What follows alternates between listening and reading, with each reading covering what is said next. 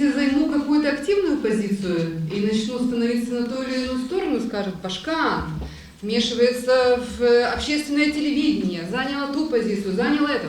Взяла паузу, не делала ни одного публичного заявления, не делала ни одного официального заявления, не участвовала в публичных дебатах, ни с кем не встречалась, ни о чем не говорила. Опять плохая.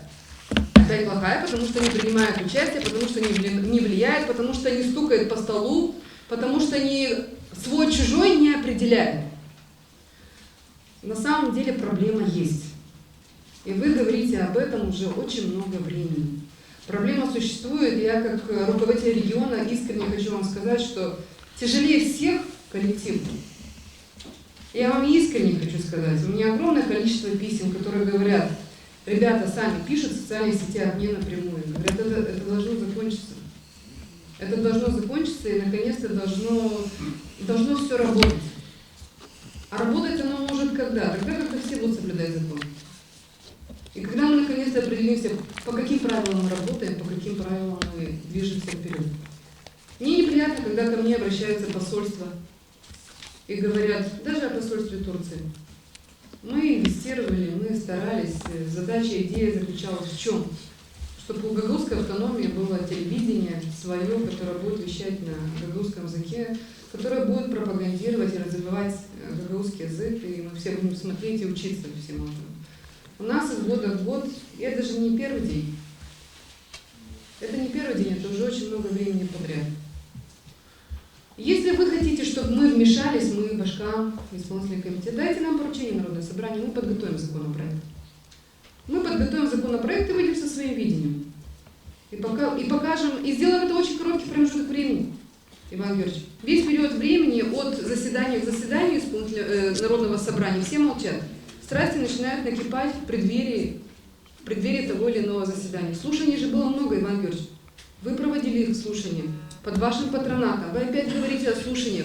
И что дадут слушания? Опять скандал, мне рассказывали, что в лицее чуть ли не побили друг другу лица. Эта ситуация была. Это все было, это мы все видели, это все. Я не хочу скандала в Гагаузии. Я не хочу скандала в Гагаузии.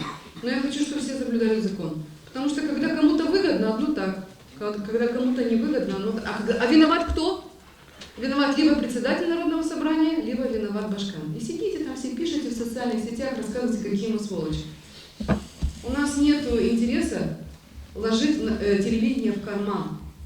Нет его и не будет этого интереса. Вы же не можете разобраться, дайте исполком, мы разберемся. Очень быстро, в короткий промежуток времени, поверьте. Дайте нам такое добро, Народное собрание. Все, уважаемые коллеги. Я уже сказал, вы считаете, что проблема вам была? Вы вообще меня слышали? Да, я слышал. Вот я рада, что вы слышали. Так слышите меня. Не просто слушайте, а услышьте, что я сказала. Вы считаете, что в этом Я назвала хоть одну фамилию. Значит, господин Мораль, вы меня ни на что не провоцируете. Я не провоцирую. Вы спокойнее, я отвечаю вам. Вы не делаете краеугольных камней. Вы не ищите крайних, и вы не ищите виноватых. Я хочу, чтобы мы ее решали. Я об этом как раз сказала. Но если вам нравится, это хорошо. Если вам не нравится, это плохо. Давайте коллегиальное решение принимать и давайте работать. А все становится на уровне того, что мы здесь все ругаемся и выносим ссоры из избы. Кому это надо? Мне не надо. Не знаю вам.